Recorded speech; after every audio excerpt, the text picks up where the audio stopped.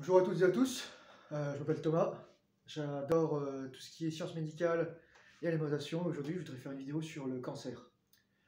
Le cancer, c'est une maladie de notre temps, c'est une maladie de civilisation.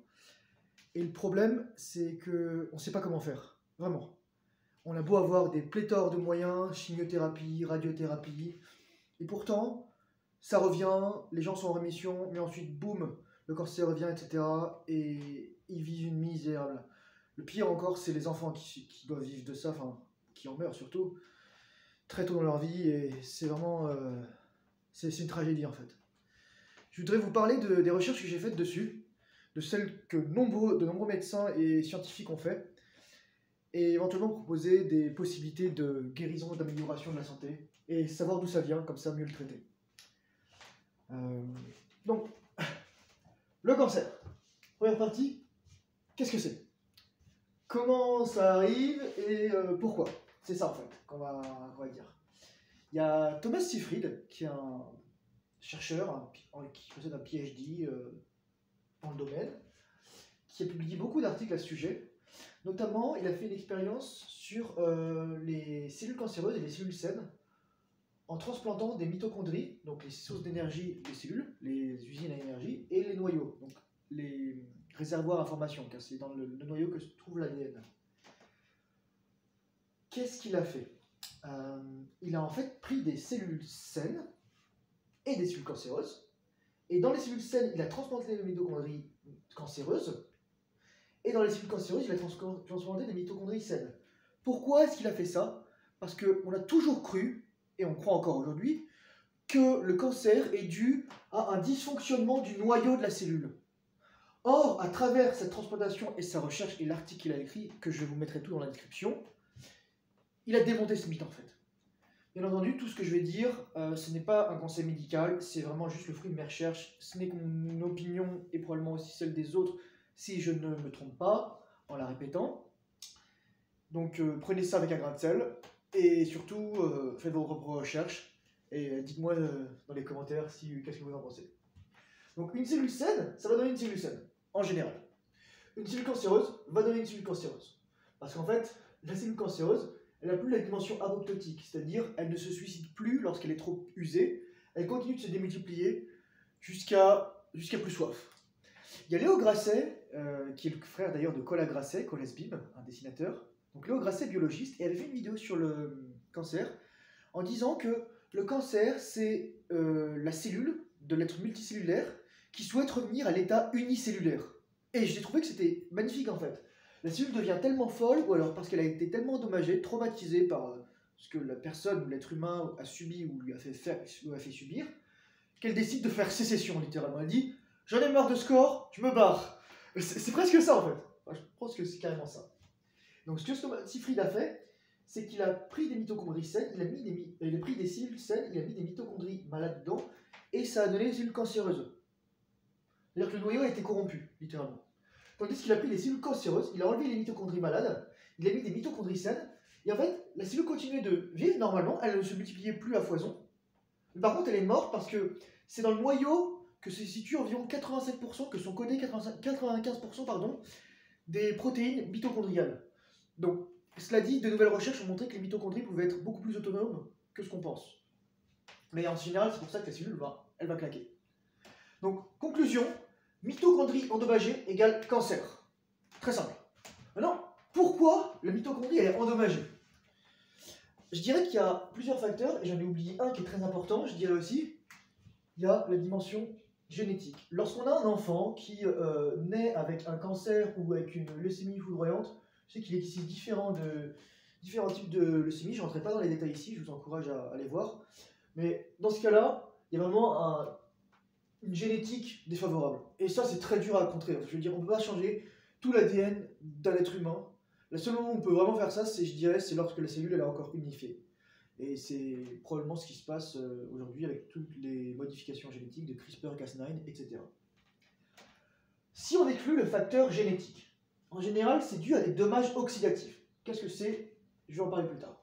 Mais ces dommages oxydatifs sont dus notamment à l'alimentation, sur l'excès de consommation de nourriture transformée. Là, j'ai mis une magnifique frite et vous reconnaîtrez la marque. Les frites, pourquoi? Parce que c'est des pommes de terre, c'est un excès de glucides. comme je l'ai mis ici, c'est surtout des huiles dites végétales.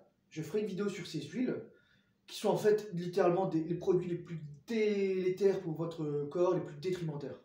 Les seules huiles, que si vous devez consommer des huiles végétales, et je vous expliquerai pourquoi, huile d'olive, extraite à froid et extra vierge, huile de coco, idem, biologique si possible, et huile de palme. Et vous allez me dire, oh mon dieu, l'huile de palme, mais c'est ce qu'il y a dans le Nutella, c'est dangereux. Le Nutella, ce qui vous tue, c'est le sucre. On va remettre les choses en perspective, c'est pas le gras. L'environnement aussi, si vous prenez des radiations dans la figure, bah, ça va pas aider votre génome ou alors les mitochondries qui vont littéralement péter un câble. En effet, plus la fréquence est élevée, plus la longueur d'onde est courte, et plus les dommages sont importants. Donc il y a différents types de radiations, alpha, bêta, gamma. Gamma, c'est, voilà, vous êtes free quoi. C'est Tchernobyl, c'est Fukushima. Et le stress aussi, parce que même si vous avez une alimentation relativement saine et un environnement pas trop problématique, le stress, c'est tellement important aujourd'hui. Surtout, je précise ici, c'est le stress chronique et le mauvais stress. Parce qu'on distingue le stress, le bon stress, c'est celui par exemple vous avez le trac, vous vous préparez avant une compétition, avant une représentation. Et le distress, c'est celui qui littéralement vous paralyse et vous rend anxieux, etc. Lorsque vous êtes stressé, en fait, votre corps sécrète une hormone pour solliciter de l'énergie, c'est du cortisol. Et le cortisol avec l'insuline, ça crée des ravages. Donc si on consomme trop de glucose, en particulier, bah, notre insuline est très élevée. L'insuline bloque l'utilisation du gras par le corps, donc le cortisol va aller chercher, s'il n'y a plus de glycogène ou de glucose dans le corps, il va aller chercher du muscle. C'est pour ça que les gens qui sont très stressés, souvent, elles ont un gros ventre et des petits muscles des fesses et des jambes, parce que leur corps va littéralement cannibaliser les muscles pour créer l'énergie. Donc tous ces dommages oxydatifs créent de l'inflammation. Lorsque l'inflammation est supérieure à la capacité au corps à la résorber, anti-inflammatoire ou autophagique, c'est là que le cancer se développe. On a toujours des cancers, entre guillemets, en gestation à travers le corps. Par exemple, les grains de beauté sont d'une certaine manière des cicatrices, en fait, de mini-cancers de la peau. Mais votre corps, bah voilà, vous avez plein de cicatrices partout et c'est surveillé par les dermatos. Enfin, comment le cancer, il arrive? Pourquoi? On a dit pourquoi, maintenant on va dire comment. On parle ici des espèces réactives à l'oxygène, en anglais, Reactive Oxygen Species. En fait, c'est les dommages oxydatifs dont on parle, c'est ça justement.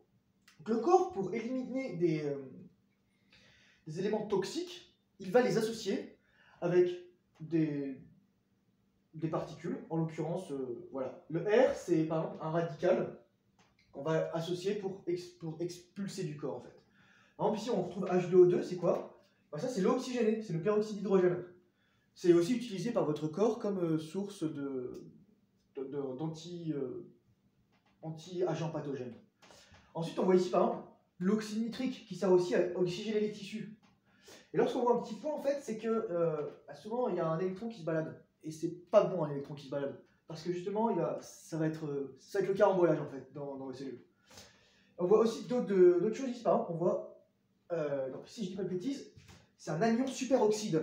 Donc en fait, c'est de l'oxygène qui a un électron en trop, parce que l'oxygène est très électronégatif en fait. Et le pire de tous, c'est le radical hydroxyle. Là, ce qu'on voit. Ça, c'est ce qu'on appelle une fonction alcool. Lorsqu'elle est attachée, c'est pas trop grave. Enfin si, c'est jamais cool. Mais lorsqu'elle est toute seule, alors là, c'est le festival. Comment le corps neutralise ça, par exemple? Bah, il va attacher un proton, hop là, et ça va faire de l'eau.